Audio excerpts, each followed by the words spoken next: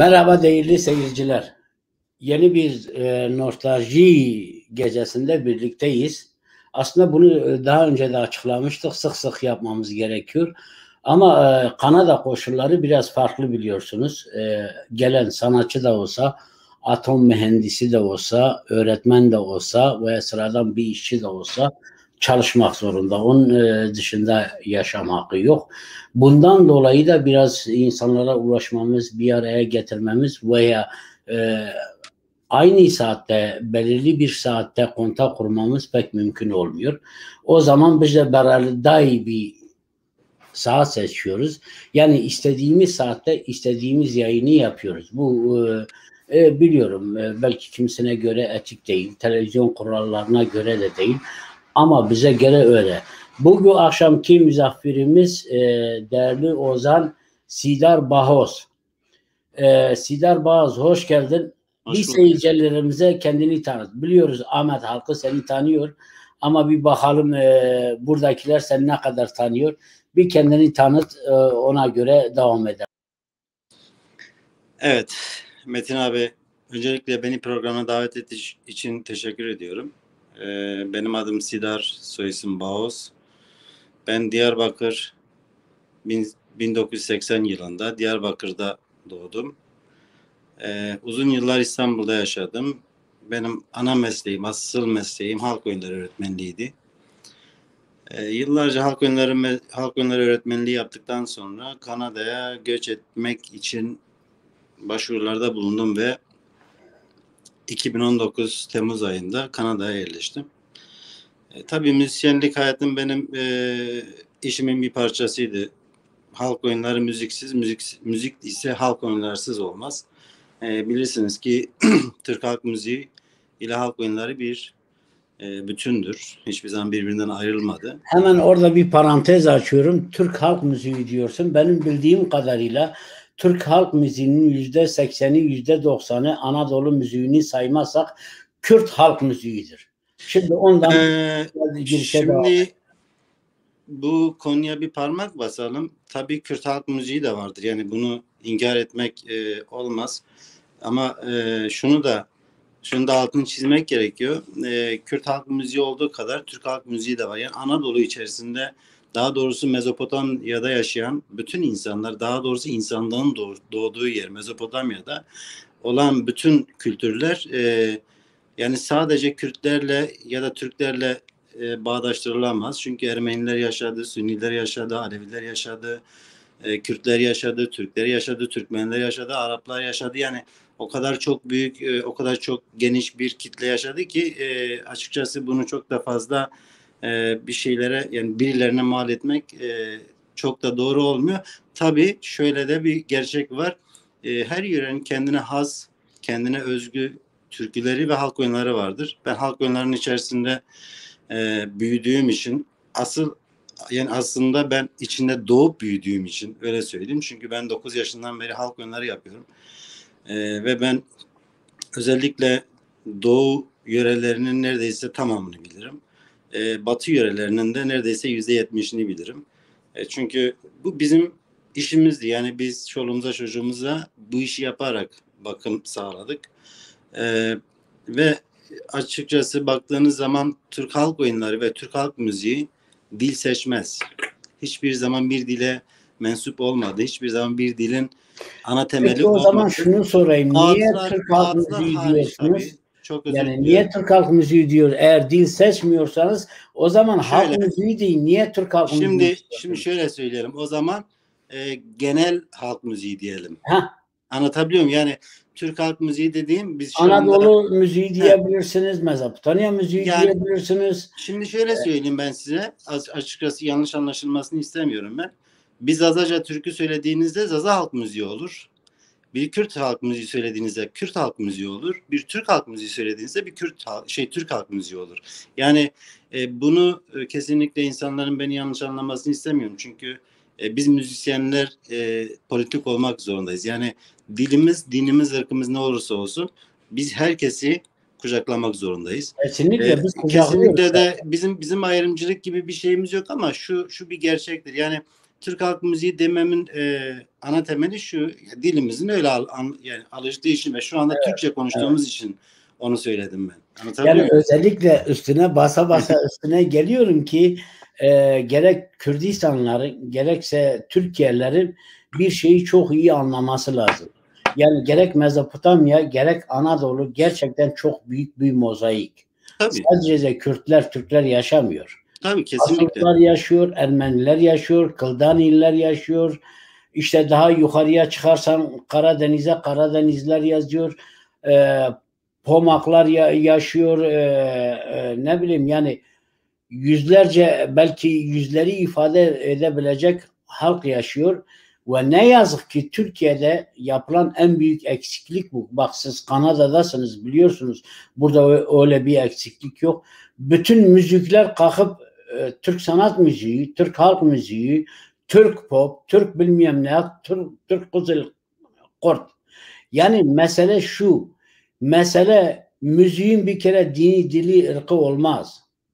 Böyle Kesinlikle bir şey, olmaz. siz müzisyen misiniz daha iyi biliyorsunuz. Bu benim inancım. Kesinlikle müziğin dili, dini, ırkı yok. Ben Chinese müziği dinleyerek yatıyorum. Veya Japon müziği, slow müziği veya Beethoven'ı dinliyorum. Yani bu müziktir. Hangisi hoşuma giderse, hangi enstrüman hoşuma giderse dinlerim. Fakat Türkiye'de bütün alanlarda olduğu gibi müzik alanında da her şeyin başına bir Türk getiriyor.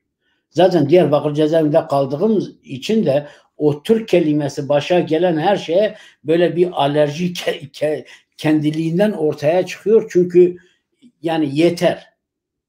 Çünkü biz Şimdi Anadolu halkıyız, biz Mezopotamya halkıyız, biz Orta Doğu halkıyız ve biz dünya halklarıyız. Hele müzisyenler, hele senin gibi değerli müzisyenler dünya sanatçısı. şimdi Yanılıyor. ben kesinlikle doğru söylüyorsunuz. Ben affınıza sığınarak şöyle bir parantez açıp ondan sonra olayı biraz daha Hemen müziğe geçelim.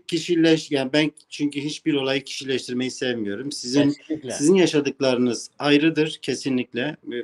Buna yani saygı duyarım. Sizin kendi düşüncenize saygı duyarım.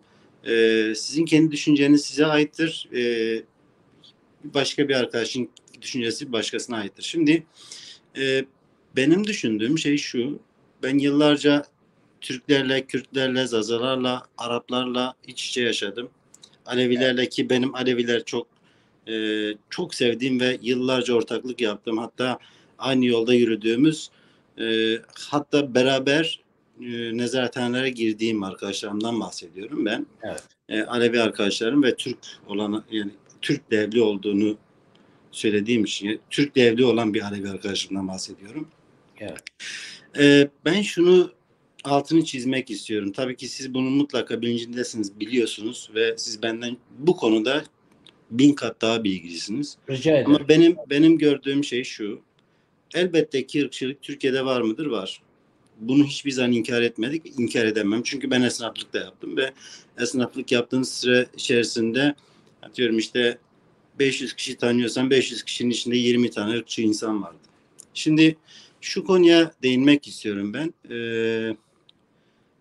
Benim Türklükle alakalı ya da Kürtlükle alakalı bir negatif empati duyduğum herhangi bir ırk yoktur. Ben seni Şunu çok iyi şunu şunu tanıyorum. anlatmak Benim istiyorum ben. kesinlikle yok. Biliyorum. Şunu söylemek istiyorum. Bu çok üzücü bir durum açıkçası.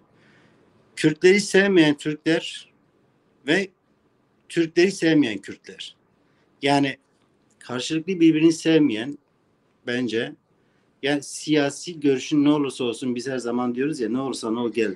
Hazreti Mevlana'nın güzel bir sözü vardır. Ne olursa ol gel diyor ya. Evet. Biz Kürtler böyle bir ırkız, böyle bir milletiz. Herkese Ve karşımızda tabii ki bizim bu düşüncemize sonsuz saygı duyan Türkler vardır. Şimdi biz yani daha doğrusu ben kendi açımdan konuşuyorum. Bu benim kendi fikrimdir. Ben Türkleri kötülediğim zaman çok sevdiğim o insanları da sanki kötülemiş gibi oluyorum. Ama tabii ki de yani bizi ve ırkımızı, hatta Bilal, Türkiye'de benim yaşayan bütün ırkları şimdi benim kötüleyen söylemek istediğim Türkler zihniyetten değil. bahsediyorum ben. No, bak benim bahsetmek istediğim şey Türkler değil. Türkler bizim canımızdır, Tabii ki kardeşimizdir, canımızdır. yoldaşımızdır. Ermeniler de öyle. Dünya halkları bizim kardeşimiz. Kesinlikle. Zaten bizim ideolojik politik yapımız bu. Özgürlük hareketi, özgürlük mücadelesi, dünya demokrasi hareketi ne yapar? Aynen. Irkçılığı reddeder. Doğru, kesinlikle doğru. Şimdi bizim bahsettiğimiz, ben sistemden bahsediyorum. Yadırgarken, söylerken sistem çok saçma. sistemin bize dayatmasından bahsediyorum. Yoksa biz burada diyelim, sen de biliyorsun mesela, birçok birlikte çalıştığım Türk arkadaş var. Benim bir tanıdığım vardı. Senden iyi olmasın, çok sevdiğim, gerçekten çok değer verdiğim bir abim vardı. Ben buraya gelmeden bir 15 ay önce tanıştım. Emekli yarbaydı. Yok, emekli albaydı. Özür diliyorum. İsmi Savaş abi. Allah uzun ömürler versin. Çok güzel bir insan. Bana çok güzel bir sözü vardı. Diyordu ki, dedi ki bana bir gün, bak şimdi bazen konuşuyorduk böyle Kürt-Türk muhabbetlerini vesaire. Bana dedi ki, bak, mantığın bittiği yerde siyaset başlar. Bu çok güzel bir sözdür. Farkında mısınız? Yani siyasetteki insanlar aslında, tabii ki hepsini yine genellemek yapmak kesinlikle yanlış olur. Ama siyaseti eline almış ve çıkmış ne dediğini bilmeyen insanlar mantığın bittiği yerden kendileri saçmalıyorlar. Bu saçmalık da maalesef bizim canımızı yakmaya başlıyor. O yüzden de yani biz ne bileyim, yani herkese kucak açtığımız gibi onlar da bize kucak açmış olsaydı, dediğiniz o zihniyetteki insanlar kucak açmış olsaydı, zaten Türkiye şu anda dünya liderleri arasında olurdu. Ben buna inanıyorum. Çünkü bizim halkımız çok çalışkandır. Bizim halkımız çok saygılıdır. Baktığınız zaman özünde böyle bir şeyimiz var bizim. Geleneğinde, özünde tabii ki öyle. Kesinlikle çok çalışkandır, çok akıllıdır. Yani yeter ki önü açılsın. Çok akıllı gençlerimiz vardır. Ben 41 yaşındayım. Yani inanın 20 yaşında, 25 yaşındaki genç öğrencilerim vardı benim. Yani bir fikirleri vardı gençlerin. Yani böyle aklınız hayaliniz dururdu. Üniversitelerde ders verirdim. Ben halk öneri dersleri verirdim. İnanın yani gidip aralarında konuştuğunuzda, onlarla beraber muhabbet ettiğinizde var ya, kafayı yersiniz. Ama dediğimiz gibi yani mantığın bittiği yerde eğer ki siyaset başlıyorsa Türkiye'de... O zaman biz mantığı yemeyelim. Biz evet, senin sazını, sözünü dinleyelim. O yüzden de yani herkes ne bileyim ektiğini biçer. İnşallah her şey güzel olur. Bütün insanlar için. İyi olmayanları da Allah iyi etsin Metin abi. Öyle diyelim. Hele bir sazına, sözüne, bir demine gelelim bakalım. Peki ben size o zaman önce madem ki Kürt halkları üzerine konuşuyorsunuz, ben size önce bir Kürtçe şarkı söyleyeyim. Sonra arkasından da düşünürüz. Devam ederiz. Bir de biz gurbette olduğumuz için, tabii ki analarımızı özlediğimiz için, biraz da annelerimizi, babalarımızı, ailelerimizi özlediğimiz için onlar üzerine bir şarkı söyleyelim istiyorum.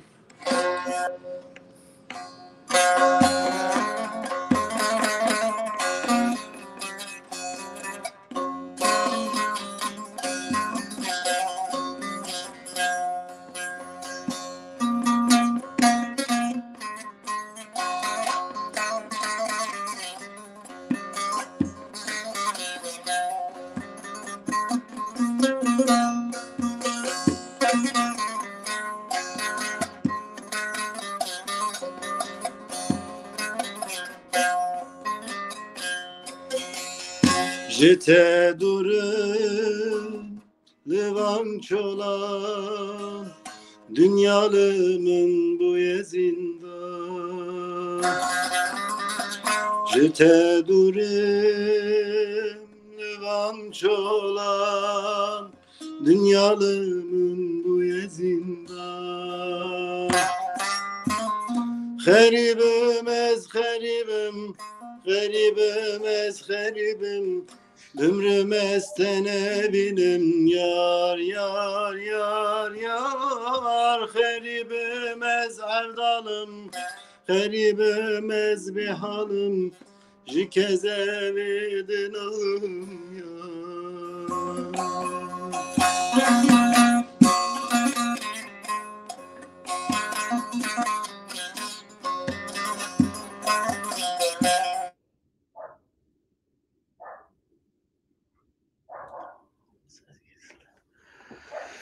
Evet değerli seyirciler, ses kesildi. Böyle telefonla kontaklarda bazen problemler oluyor. Gavatı teyle biramı, heribi düşe zoramı. Gavatı teyle biramı, heribi düşe zoramı. Heribim ez heribim, heribim ez heribim, ömrüm estene binim yar yar yar yar. Heribim ez erdalım, heribim ez bihanım, jikeze vedin alım yar.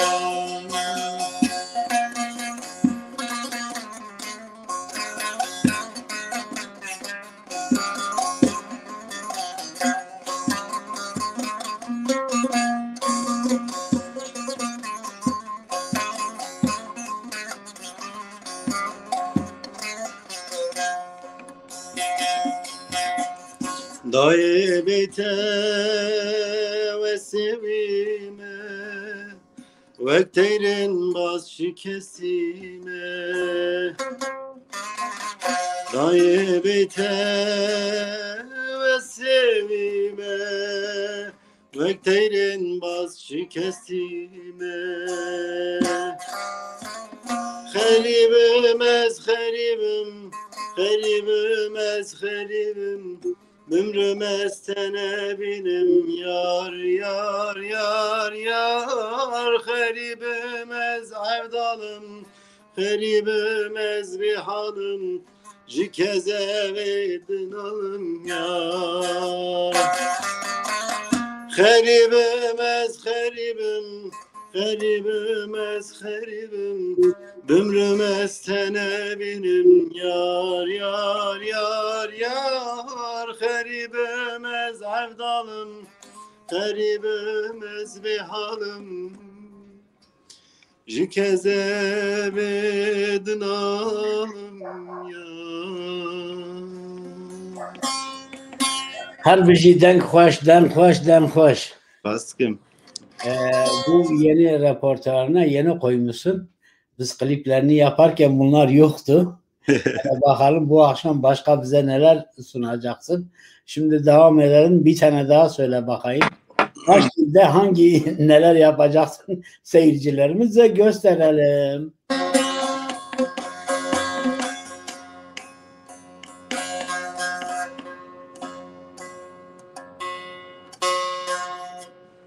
Çok özür diliyorum.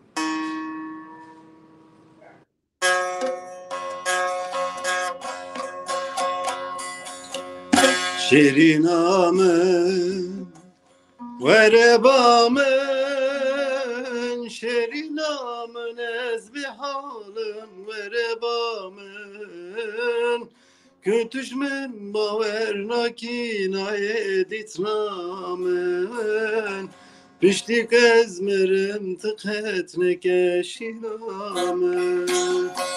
Şirinamın verebamın, şerinamın ezbihalım verebamın, kötüşmen bavernakina editnamın, pişti ezmerim tıketne keşinamın.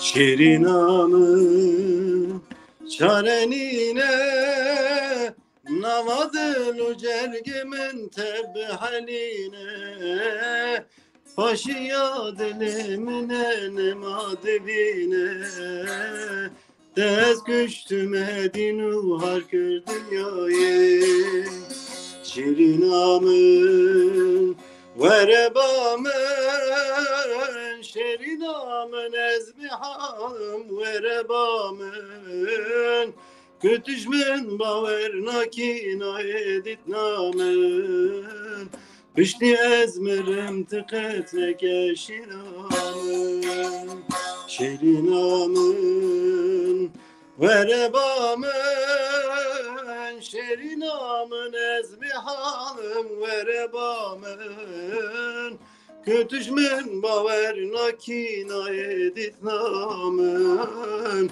Beşti ezmerim tıketnek eşinamın Her biji dev xoş, dil xoş. Spas kım. Te vakta van stranana go tu çu kuderi. Te beheli Vakta kıstrana peşimi go eşim ba dayka xo. bale. Eşim ba xuşke xo. Hem zaten le gurbetene. Tevli gurbetine, tevli Diyarbakır udinin. Ya Kanada'ya gelmenin tabii ki güzel yönleri olduğu kadar zor yönleri de vardır. Bilirsiniz yani burada Kanada'da yaşayan, daha doğrusu gurbette yaşayan bütün gurbetçiler bunu çok iyi bilirler. Kanada'nın güzelliklerinden tabii ki faydalanmak, yani Kanada'yı yaşamak, Kanada'nın güzelliklerini, ondan sonra Kanada devletinin verdiği o rahatlıkları yaşamak çok güzel bir şey. Tabii kendini gerçekten şanslı hissediyorsun. Bir de Kanada'nın verdiği bir acı vardır. 10.000 kilometre ötede olan canların, ciğerlerin, kalbinin tam ortasında yaşayan insanlar vardır. Yıllarca göremiyorsun. Tabii ben 2,5 yıldır mesela hiç kimsenin yüzünü göremedim. Yani göremedim derken sadece ancak telefondan böyle görüntülü konuşabiliyoruz. Bu arada bu cihazı yaratandan Allah razı olsun. Çünkü onların sayesinde en azından güzel güzel annelerimizi, babalarımızı görebiliyoruz. Yani zordur. Tabii ağladığınız zamanlar da oluyor. Güldüğünüz zamanlar da oluyor. Herkes sizi çok mutlu zannediyor. Eminim ki Türkiye'deki bütün insanlar bizi el bebe gül bebe, çok zengin, çok varlıklı, çok başta söylediğiniz gibi çok böyle uç noktalarda olduğunu zannediyorlar ama öyle değil. Ben günün mesela 15 saatini çalışıyorum. Emin olun. Pizza yapıyorsun. Pizza Evet. sen Tabii ben pizzada çalışıyorum şu anda. Yani öğretmenlikten pizzaya gelmek. Tabii bunun yanı sıra haftanın 6 günü çalışıyorum. Sadece bir günün benim boşta. Yani gerçekten çok yorucu bir iş. Aynı zamanda müziğe de istediğiniz kadar zaman ayıramıyorsunuz. Evet, şu anda inanın istediğim kadar müziğe zaman ayıramıyorum. Çünkü ben Kanada'ya geldikten sonra müziğe tamamen dönüş yapmak istemiştim aslında. Ama burada tabii insanların bu yoğun tempo çalışması nedeniyle çok da bir araya gelemiyoruz. Siz de bilirsiniz, takdir edersiniz ki. O yüzden tam da istediklerimizi yapamadık açıkçası. Biliyorsunuz birkaç klip beraber çalıştık, bir klip çektik vesaire falan işte. Hem de profesyonel işler yaptık ama tabii insanlara ulaşmak biraz zor oluyor burada. Düğünlerde şarkı söyleme eski, yani grup kurduk ama daha hala bir düğüne gidemedik. Çünkü insanlarla bir iç içe gelemiyoruz. Ya dediğiniz gibi hayat şartları bunu gerektiriyor. Şimdi biraz da şeyden kaynaklı. Senin işte Toronto'da olmaman biraz ondan bir de pandemi Tabii. biliyorsun, pandemi bütün işleri alt üst etti. Bütün mesleki alanları biraz diyelim köreltti, gelişmesinin önünde engel oldu. Doğru. Tabii ki bunlar sebepler ama asıl sebep kendi ülkeni bıraktığın zaman, kendi toprağını bıraktığın zaman, yeni bir ülkeye geldiğin zaman yaşama yeniden sarılmak zorundasın. Doğru. Yeniden her şeye yeniden başlamak zorundasın. Örneğin yeni ev tutuyorsun. Ev kurman lazım. İçini döşemen lazım. İşte senin gibi çocuğu olanlar için yeni okullar temin etmen lazım. Hangi okul iyi, kim kötü? İnsanları seçmen lazım. Yani bu çok yoğun, aslında çok yoğun bir süreç var aynı zamanda. Ama sonuçta 2 yıl, 3 yıl, 5 yıl geçtiği zaman diyorsun ki kendi meslek alanında sıfırdayım. Yani böyle bir handikapı var. Bütün aslında yurt dışına gittiğin zaman bütün ülkelerde çok farklı değil. Ama Kanada'nın çok çok uzak olması bu farkı biraz daha artırıyor. Doğru. Şimdi bunu zaten hep birlikte yaşıyoruz, görüyoruz. Yeni arkadaşlarımız da görüyor. Özellikle fındığımı çok özledim, senin küçük kızı. Allah bağışlasın. Küçük kızın da büyük kızın da çok böyle çok tatlıdırlar. Çok teşekkür ederim. Çok güzel bir ailem var. Mutlu bir ailem var. Seni destekleyen bir ailem var. Müzik alanında da özellikle gördüm, çocukların seni destekliyor. Birlikte çalışma yaptığımız anlamda da alanlarda da gördük. Yani bu iyi gelişmeler. Herkes o şansa da sahip değil. Şimdi sen bundan sonraki müzik için ne düşünüyorsun? Mesela sen bir folklor öğretmenisin. Ne yapmayı düşünüyorsun? O mesleğini icra edebilecek misin? Öyle bir olanak yakalayabilecek misin? Açıkçası evet, doğru söylüyorsunuz. Aile konusunda önce onu söyleyeyim. Ben ailemi söylemeden geçemeyeceğim. Yüce Allah'ım herkese benim ailem gibi bir aile nasip eylesin. Tabii ki bana çok sahip çıkıyorlar ve beni gerçekten çok seviyorlar, çok değer veriyorlar. Bunun farkındayım ve bizi aslında ayakta tutan birbirimize verdiğimiz değerdir tabii. Bizim burada kimsemiz yoktu. Biz buraya gelirken gerçekten hiç kimsemiz yoktu. Biz tek başımıza geldik ve hayata tutunmaya çalıştık. Çocuklarımdan Allah razı olsun, eşimden Allah razı olsun. Çok anlayışlı ve çok sabırlı davrandılar ve tabii bugünlere geldik. Şu anda biraz daha alıştık tabii bu ortama. Dili birazcık daha geliştirdik. Ondan sonra İngilizceyi biraz daha insanlarla diyalog kurabilecek duruma geldik vesaire. Tabii bunlar çok zordu. Müzik konusunda da yani açıkçası müzik ve folklor konusunda evet, ben Kanada'da böyle bir açığın, çok büyük bir açığın olduğunu biliyorum ve bunu görüyorum. Bunun için tabii ki bir çalışmam olacak ama dediğiniz gibi, başta da söylediğiniz gibi, yani buraya gelip işte yeni ev kurmak, yeni bir ev tutmak, içini döşemek vesaire, bunların hepsi çok kolay değil açıkçası. Çocuklarınızı, yani kendi ailenizi mağdur etmeden bir şeyler yapabilmektir açıkçası. Yani benim düşüncem o.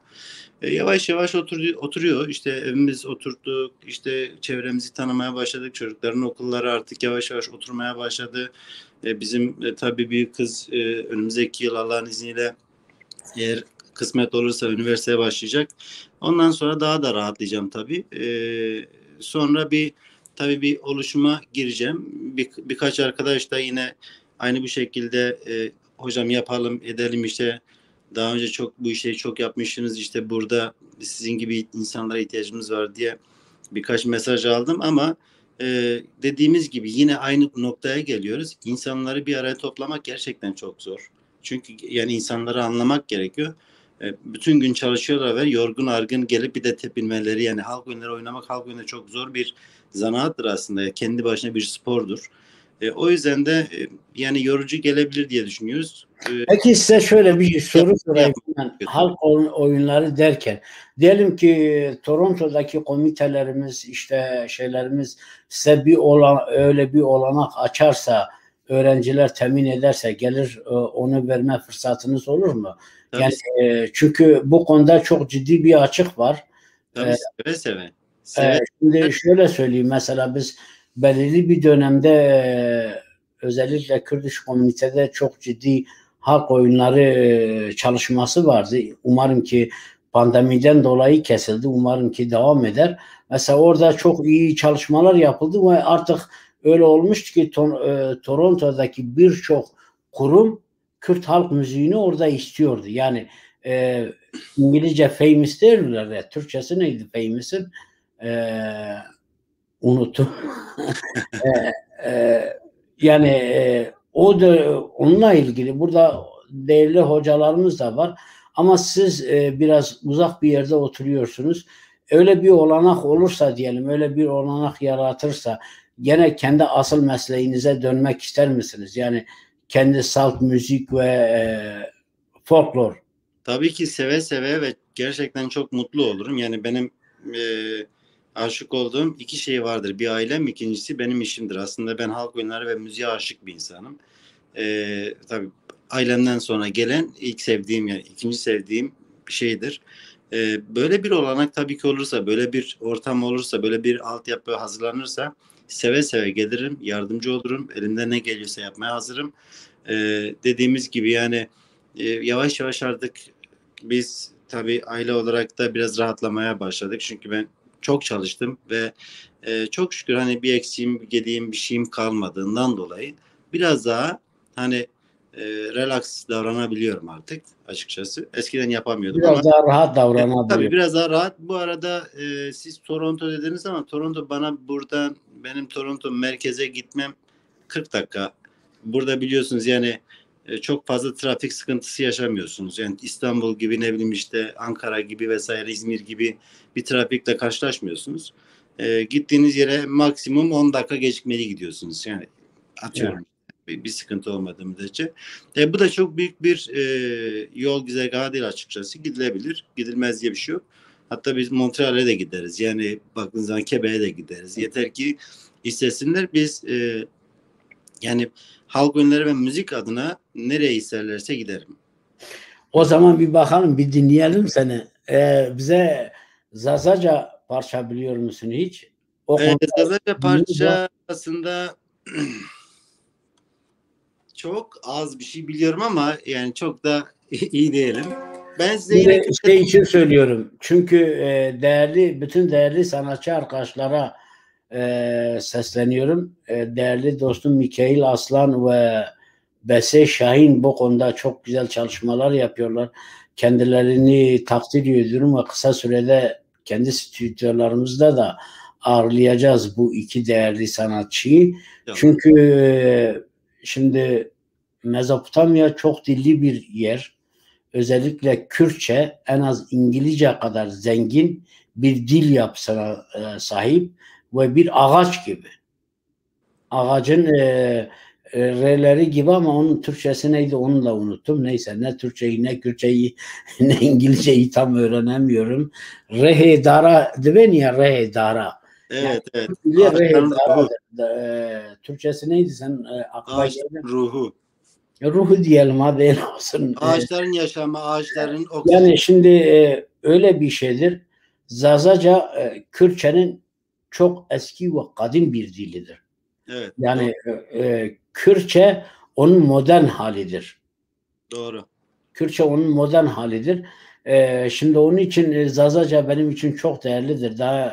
Daha ileriki programlarımda kesinlikle o arkadaşları hepsini davet edeceğim. Bu konuda hem dil konusunda hem kültürü konusunda hem son gelişmeler konusunda da bu konuda program yapacağım.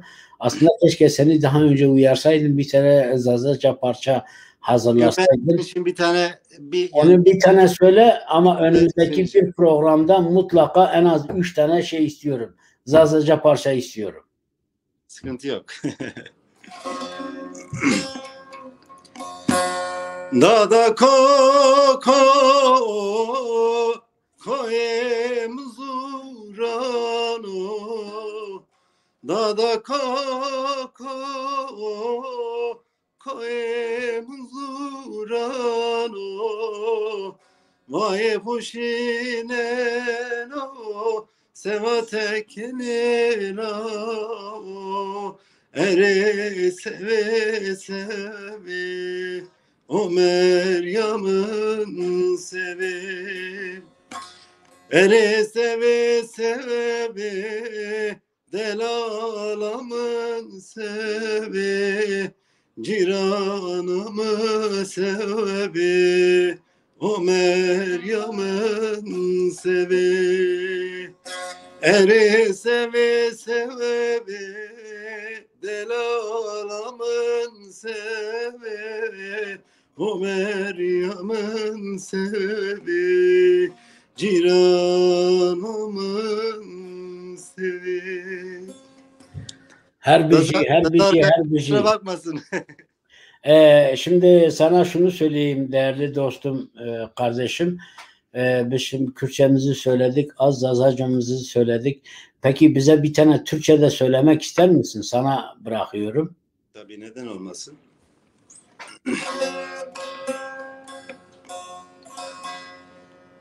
Ben derdimi söyleyemem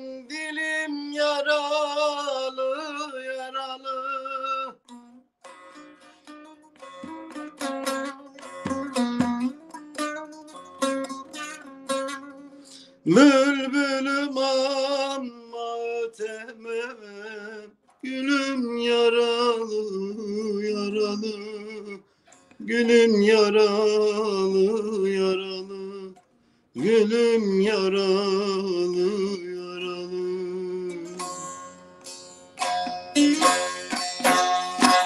Bülbülüm amma ötemem, gülüm yaralı yaralı, gülüm yaralı yaralı, gülüm yaralı yaralı.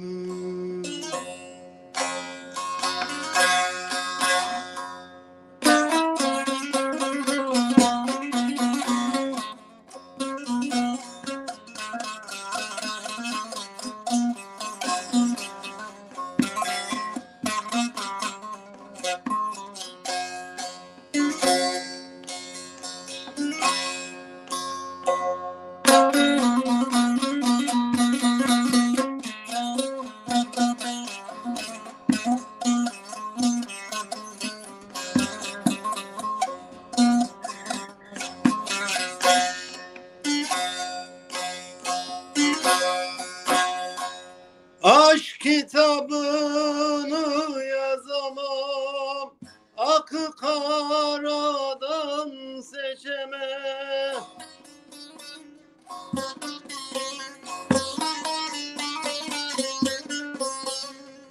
Kanadım yok ki uçamam, kolum yaralı yaralı, kolum yaralı yaralı, kolum yaralı yaralı. Kanadım yok ki uçamam, kolum yaralı yaralı, kolum yaralı yaralı, kolum yaralı yaralı. Harbici havale heyeca. Şimdi bir şey değinmek istiyorum. Yani Türk müzik dünyanın ruhudur bana göre. Benden önce de mutlaka bunu söyleyen birçok insan var. Hangi dilde, hangi dinde, hangi şeyde olursa olsun müzik dinlediğimiz zaman bedenimiz, ruhumuz, beynimiz böyle bir değişir. Yani duygusallaşırız, heyecanlanırız.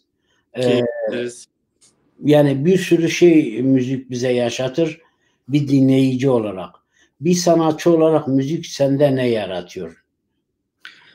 Aslında bir sanatçı olarak müzik bende ne yaratıyor? Dediğiniz şeyler çok doğru. Çünkü müzik aslında bizim hayatımızın tam ortasında. Yani bunun bir ismi yok ki, aile gibidir, düşman gibidir, dediğiniz gibi, ne bileyim işte, yani bir kız gibidir, baktığınızda bir ağaç gibi, bir çiçek gibi. Yani hayatınızı güzelleştiren ve kötüleştiren her şeyin içinde müzik var aslında baktığınızda. Sabah kalkıp yatağınıza kalktığınızda ayağınızı yere bastığınız anda müzik başlıyor. Bana göre öyledir. Yani müzik yaşamın kendisi mi diyorsun? Kesinlikle yaşamın kendisidir. Çünkü siz hüzünlendiğinizde, ağladığınızda da gözünüzün yaşıyla müzik devam ediyor. Sevinç, yani bir arkadaşınızı gördüğünüzde sevindiğinizde de müzik vardır hayatınızda. Çünkü mutlaka hayatınızın bir köşesinde, mutlaka ama her anında müzik vardır. O yüzden benim için müzik hayatın tamamıdır. Yani ben müziksiz yapamam. Mesela benim şöyle bir özelliğim var. Tabii bu biraz şey gibi olacak ama lütfen yanlış anlamasın kimse. Egoist şey gibi olacak ama kesinlikle böyle bir şey yok. Ben mesela bağlanmayı kendim çaldım. Yani hiç hocam yoktur benim bağlamada. Yani çok iyi değilim tabii. Kendimce tıngırdatıp çalıyorum. Ben asma davulu ustalaştım ve Türkiye'de yıllarca usta davulcu olarak yarışmalarda davul çaldım. Kendim öğrendim. Ne bileyim, Şimdi peki davulun var mı yok mu? benim davulum aslında var ama burada değil. Yani Türkiye'den bir türlü getirtemedin. Çok da iyi bir davulum var. Hatta benim davulum Arisa'nın elinden çıkan bir davul var bende. Çok çok profesyonel, çok güzel bir davul var ama bir türlü getirtemedim tabii. Bağlamalarımı dahi daha tam olarak getirtemedim. 2 tane bağlama getirdim buraya. Ama diğer 3 tane daha bağlamam var benim. Getirtemedim. Çünkü gidip gelen çok az var. E, Gidenlere de çok fazla yük bindiremiyorsunuz. Çok tanıdık, çok böyle can ciğer bir insan olacak ki sözünüz geçecek. Ya bağlamamı getir, az koluna getir demen gerekiyor. İnsanlar çoluğuyla çocuğuyla gidiyor. İşte ekonomi bilet alıyor. İşte onu aşmasın, bunu aşmasın. Biraz da tabii davrandığınız için getirtemiyoruz. Ama yakında inşallah ben bir Türkiye'ye gidersem onların hepsini bir toparlayacağım, getireceğim bakalım. Davulum var. Çok güzel bir davulum var ama inşallah yakında getireceğim. İnşallah ilk davulunuzu bizim programımızda çalarsınız. İnşallah. Dört gözle bekliyoruz ama ben şeyi özellikle söylemek istiyorum. Folklor. Yani Kürt folkloru biliyorsunuz dünyaca ünlü. Anadolu folkloru da öyledir. Evet. Ama folklorun temeli sanki bana Mezopotamya'dan geliyor.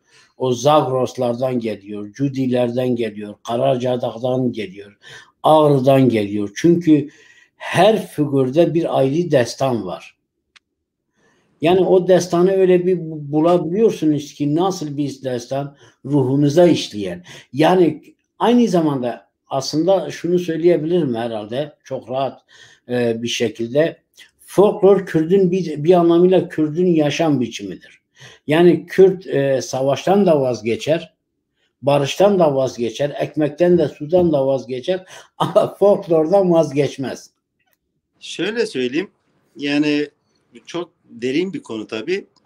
Yani halk oyunları tabii ki Mezopotamya'dan çıkma bir olay. Yani Mezopotamya çünkü yani medeniyetin başlangıcıdır. Yani insanlığın başlangıcıdır.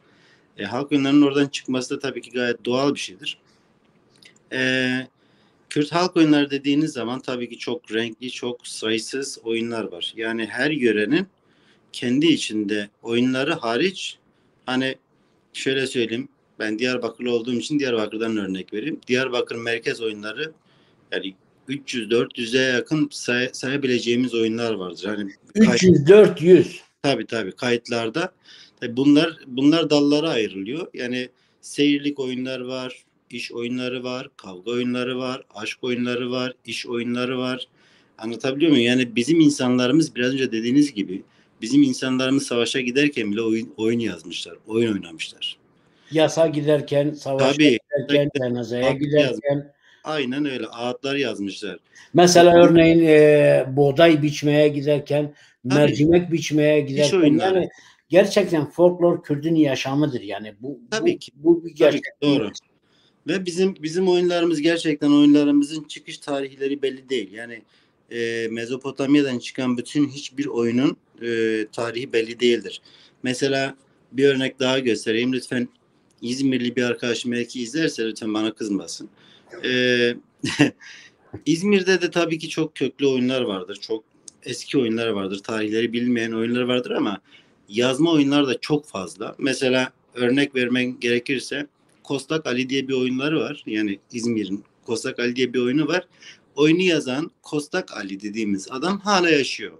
Bunun ne kadar geçmişi olabilir ki gibi anlatabiliyor muyum? Ama Mezopotamya'dan çıkan hiçbir oyunun tarihi bilinmiyor. Yazarı da bilinmiyor. Tabii yazarlar da bilmiyor çünkü bu anonimdir. Yani bizim galeri dediğimiz olaydır yani bu, anlatabiliyor muyum? Bu halktan halka, bu Ermenilerden, Sünnilerden, ne bileyim işte hatta 2000-3000 yılı öncesine gittiğimizde ilk çağlardan olan insanlarda olan bir şey yani bu, anlatabiliyor muyum? Yani bizimle alakalı bir durum değil bu.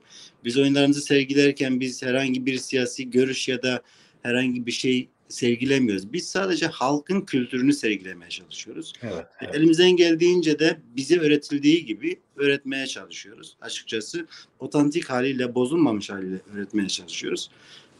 Tabii modernleştirilmiş bir sürü şeyler var ama biz onlara karşıydık. Her zaman O karşıydık. zaman sen bize bir tane oyun havası çal Keki. Yani seyircilerimiz hiç olmazsa oynamasa bile böyle işleri bir kıpır kıpır olsun, bir hoş olsun ha. Peki öyle yapalım. Ama dediğim gibi yani bağlamada çok iyi değiliz. O da bir parçayla bakalım biraz eşlik etmeye çalışalım, tamam mı? Ya biz seyircilerimizle de sanatçılarımızla da samimiyiz. Hiçbirimiz profesyonel değiliz. Hepimiz amatörüz ve amatörlüğü de seviyoruz. Tamam. Önemli olan samimi olmaktır. Tabii doğru söylüyorsun. Samimi olarak en iyisini yapabilmektir. İnşallah. İnşallah programı izleyen insanları mutlu etmişiz ve hoş bir yani zaman geçirmişizdir. Onlara yaşatmışızdır. Bir kusurumuz olduysa da tabii ki affetsinler. Kusura bakmasınlar. Çünkü biz profesyonel bir ortamda değiliz şu anda. Yan yana değiliz. Müzisyen arkadaşlarımız yok. Kendi başımıza bir şeyler muhabbet etmeye. O günlerimiz de çok yakındır. Siz grubunuzu hazırlayın. Mitani TV stüdyosu emrinizdedir. Çok teşekkür ediyoruz. Çok sağ olun. Her zaman. Gresira besire leylem leylem meyro Gür khopani besire tol jvani seyro Vasmara vhire vhire leylem leylem meyro Vasmara vhire vhire tol jvani seyro Meri meyro vezire leylem leylem meyro Meri meyro vezire طول جبال سيرو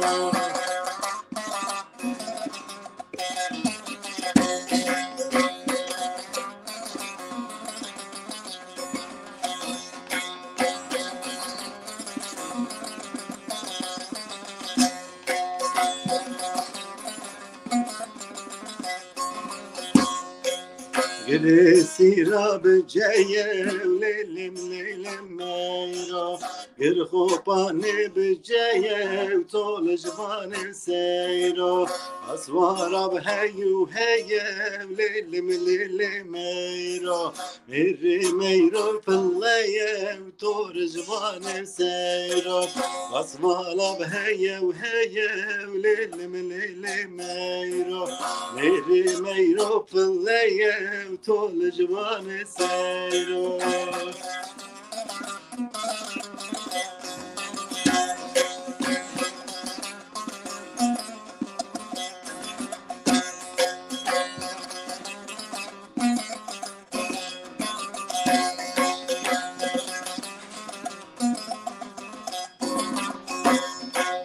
Gresira beniske leylem leylem meyro Gir khopane beniske tol jvane seyro Vasmara bhiske leylem leylem meyro Meri meyro milliske tol jvane seyro Vasmara bhiske leylem leylem meyro Meri meyro milliske tol jvane seyro Meyro şarkısının mesela hiç tarihi belli değil. Şimdi bunun tarihi de bak Nisk var. Mesela bizde Pali'ye gitme çok meşhurdur. Yazın özellikle. Evet. Bak benim bir anımı canlandırdın. 78 yılı sanıyorum 13 ve 78 80'de yakalandım 15 78 13 oluyor herhalde. O dönemde biz partinin aldığı Kürdistan Devrimci Parti demeyelim, Kürdistan Devrimcilerin aldığı bir karar vardı. Bütün sempatizanlar dahil, bütün yurtseverler dahil Pali'ye giderdik biz. Yani hem halkın emeğini korumak adına onları sömürmesinler, daha iyi bir ücret versinler, zulüm yapılmasın diye halk örgütlüğü, ağalar, beyler dediğimiz insanların örgütlü bir yapıyı görsünler diye giderdik. Hem de çocuk olmamıza rağmen giderdik o Pali'de biz öğrenciydik. Zaten hep elimiz çatlardı ama o dünya güzeli köylü kadınları, köylü kızları, çocuklar harika çalışırlardı. O güneşin altında, o sıcakta, o Urfa'nın cehennem sıcağında müthiş bir çalışma vardı. İşte şeyden sonra da bir baktın ki birisi bir blur çaldı veya bir şey oldu. Bütün o işçiler, o yorgunluk hepsi unuttu. Kalktı o şeyde folklara durdu. Yani Kürt halkının o güzel yönleri var. Mesela beri beri vane diyoruz, beri aklımıza geliyor. Yani ben bu konuda profesyonel değilim. Çok fazla bilmiyorum ama umarım bir gün profesyonel arkadaşlarla bunun sohbetini yapacağız. İnşallah. Çok çok önemli çünkü yani bizim kültürümüz, bizim o Mezopotamya'nın, Kürdistan'ın kültürel zenginliği gerçekten bütün dünyaya örnek olmuş. Bütün dünya uygarlıkları Mezopotamya çıkmıştı. Ve ne yazık ki biz daha sömürge bir halkız. Bu hem bizi üzüyor, hem bizi yerin dibine batırıyor, hem bizi bizden utandırıyor ama kendi folklorumuzu, kendi müziğimizi, kendi yaşamımızı düşündüğümüz zaman bak katliamcı bir halk değiliz. İkinci bir halk değiliz. Ondan sonra kimseyi sürgün etmemişiz. Kimseyi linç etmemişiz. Yani böyle bu kadar güzel bir halkın bu halde olması ne kadar bizi üzüyorsa her şeye rağmen bu kadar da güzel olmamız bizi sevindiriyor. Evet, Yani doğru. kim ne derse desin, kim bizi nasıl görürse görsün. Ama biz bir halkız, biz ulusuz, ulusal değerlerimize bağlıyız, kültürümüze bağlıyız. Çünkü o bizim kanımıza, ruhumuza işlemiş. Bu bizim elimizde değil. Yani o toprağın kokusunu alıyoruz biz. Çok az insan Sen şimdi bak köyde yaşıyorsun. Toronto'ya göre köy bir yerde yaşıyorsun. Evet. Dışarı doğaya gittiğin zaman o gölün kokusu, toprağın kokusu sende nasıl bir duygu yaratıyor? Söyle bana. Ya Metin abi, gerçekten baktığın zaman şimdi yani kendi ırkımız, kendi kültürümüz, kendi geleneğimiz, göreneğimiz, bunlar çok güzel şeyler. Tabii ki yani Toronto dünyanın yani cennet bile olsa kendi toprağının kokusu kadar olmaz. Bunu bir kenara yazalım. Evet. Ne dünyanın en güzel doğasının olduğu bir ülkede yaşıyoruz. Tabii ki çok güzel bir ülke. Gerçekten çok güzel. Her yanıyla çok güzel bir ülke ama bazen şöyle düşündüğünüzde, o kokuyu aldığınızda yine kendi memleketinize gidiyorsunuz ki yani burada yaşamıyorsunuz aslında. Memleketinizin kokusunu Yani ben diyorum ki ben 21 yıldır burada yaşıyorum. İşte Tabii. Ocak'ta 22 yıl olacak. İsteyen inanır, isteyen inanmaz. Ama benim vücudum yani my body derler ya İngilizler. Ya Ben sadece bizim bedenimiz mi? benim vücudum evet Toronto'da, Aynen. Kanada'da yaşıyor. Ama benim beynim, ruhum hala Viranşehir'de, Karacadağ'da. Bitti. Yani her adım Halbuki bastığın ben İzmir'i de seviyorum bak. Orada da yaşadım. Ki oradan kaçtım gene Kürdistan'a gittim çocukluk döneminde. İstanbul'da da yaşadım aşağı yukarı 7 yıl. Birçok alan da tanıyorum. Ama o doğduğun toprak, seni doğuran toprağın bir kokusu, bir şeyi bir başkadır. Tamam diyorlar ya sen ülken senin karnının doyduğu yerdir. Vallahi değil, billahi değil kardeşim. Vallahi benim karnım da doyuyor. Kimseye muhtaç da değilim. Ha evim yok, arabam var, zengin değilim, milyoner değilim ama kimseye muhtaç da değilim. Ama yine de o bir çay parasının cebimizde olmadığı, işte tanıdık restoranta git, tanıdığın kahveciye git, para verme, çık git, kimse senin sesini etmiyor. Herkes seni tanıyor, biliyor, ne için savaştığını biliyor. O dönemi, o Diyarbakır işkencelerine rağmen o dönemi sevdiğimiz kadar, özlediğimiz kadar, yaşadığımız kadar burada yaşayamıyoruz. Halbuki bak müzeler var, sanat kültür merkezleri var, müzik var. Örneğin dünyanın en ünlü müzisyenleri Amerika'da biliyorsunuz dünyanın ünlü müzisyenleri var. Buranda Celine Dion'u var, o Peter'ı var, bilmem neyi var. Bir sürü sanatçısı var. Kanada devleti örgütlüyor, sen gidiyorsun downtown'da bedava izliyorsun.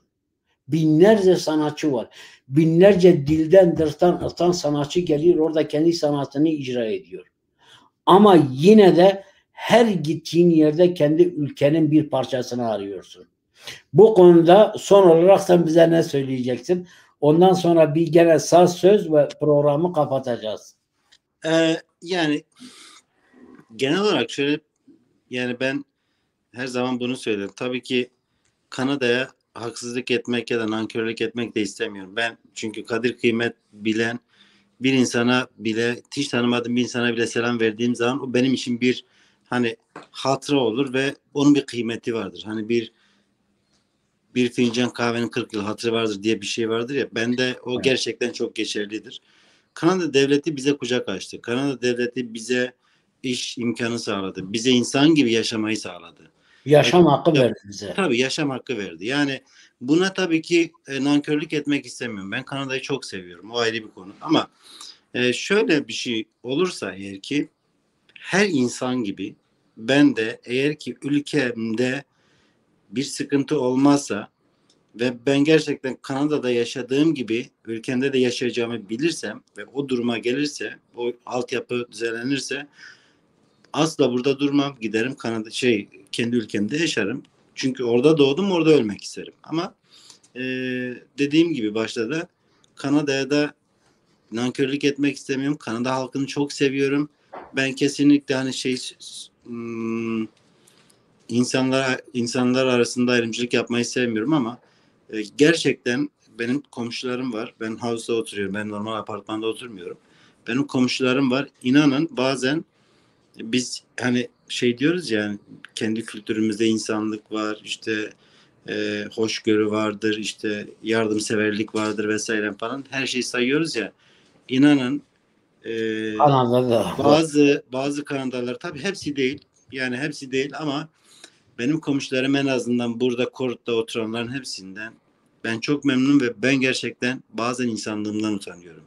Çok yardımsever insanlar, çok güzel insanlar. Ama tabii bu da size bağlı bir şey. Yani ben pisliğin önüne gideni olsaydım, ne bileyim işte çıkıp bağırsaydım, insanları rahatsız etseydim onlar da beni sevmezdi diye düşünüyorum ben. Keza aynı şekilde eşim. Bu dünyanın her yerinde aynıdır. Öyledir. Ama Öyle, Kanada'nın Kanadalılar çok efendi insanlar. Ben gerçekten çok seviyorum. O yüzden de yani bu kadar sevmeme rağmen ben tabii ki sevgiye ve özleme, bir de yaşam tarzına baktığın zaman benim ülkemin yanında %1 bile değildir yani. Ben ülkemde yaşamayı tabii ki daha çok tercih ederim. o zaman raporlarında son bir türkü çağır bize de insanları da özgür bırakalım. Olur. Tamam.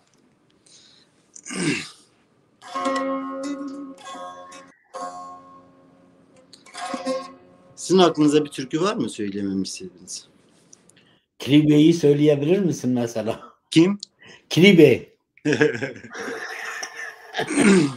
Kiriveyi değil de Ona benzer sana başka bir uzun hava söyleyeyim. Tamam. Tamam. Sersere serçaba.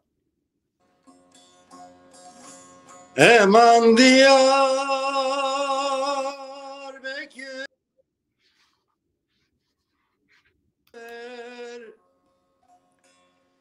şu peşvare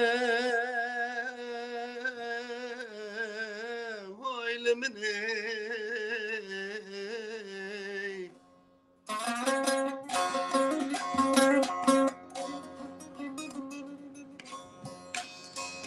Emam roje gelme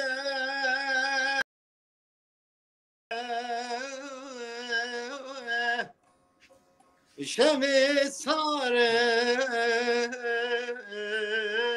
oylimini Herbici. Geli gündin ucirana mine dikome beriya velate fakir من دينون قرارون الجوارة ويلمني مالمني امان امان امان امان اهون امان عالمني عمري مني Ezedilir ezilteden oy oy sevi sevatey Gece canı deşmesti vezirteden sevatenine sevakey Berbaydın rezil ketim, oy oy seve sevatey. Geçedim çolun çiyan ketim, sevatenine ve sevakeye. Sevatenine hain sevakeye.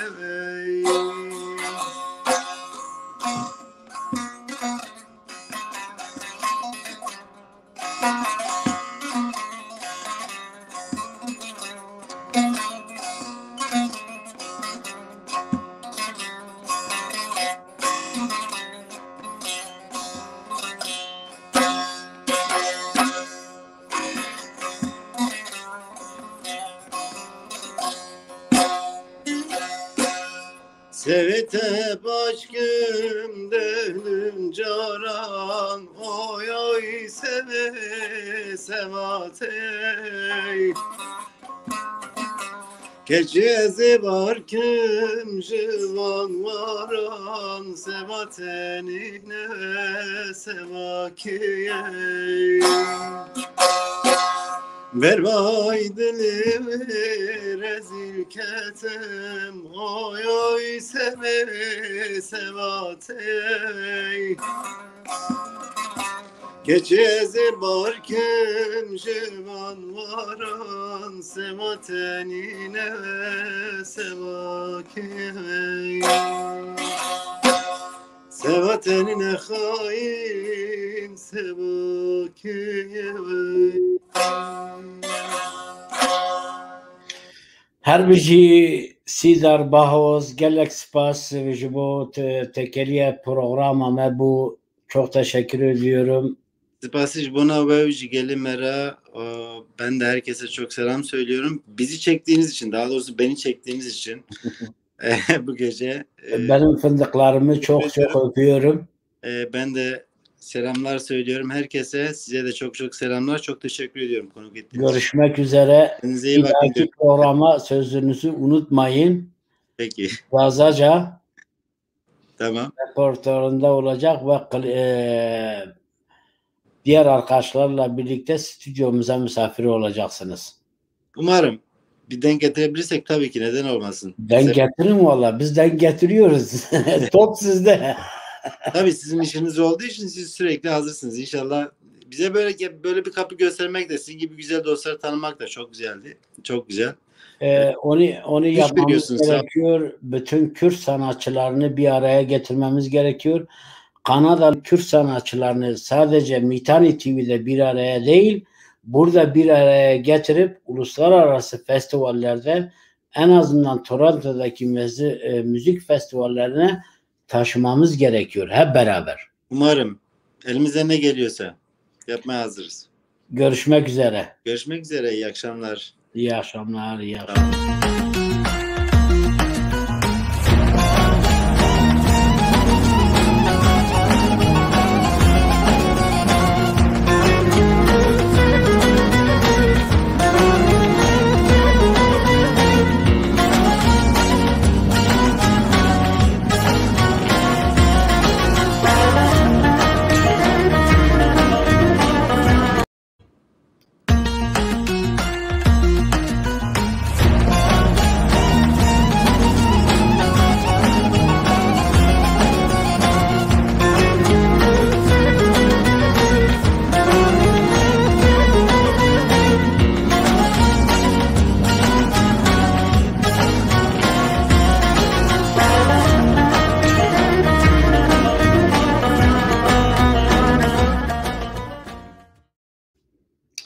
Değerli seyirciler, programı kapatmaya çalışıyorum ama burada bir aksilik oluyor. Nedendir bilmiyorum.